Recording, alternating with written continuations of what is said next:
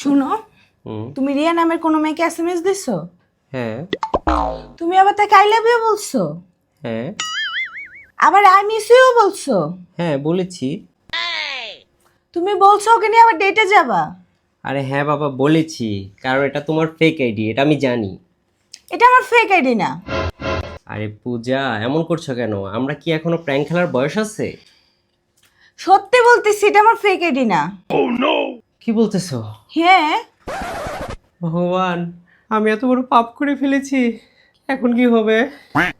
আমি কিভাবে এরকম অপরাধ করে ফেললাম? আচ্ছা হয়েছে, টেনশন করো না। আরে টেনশন, আমি বউ থাকতে অন্য একটা মেয়েকে আই লাভ ইউ বলতেছি, আমি অনেক গিল্টি ফিল করতেছি।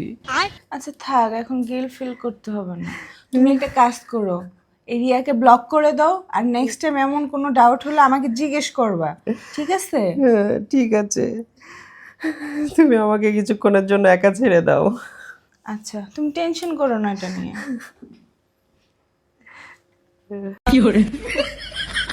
बच गया साला। वाह बहुत नीच आदमी।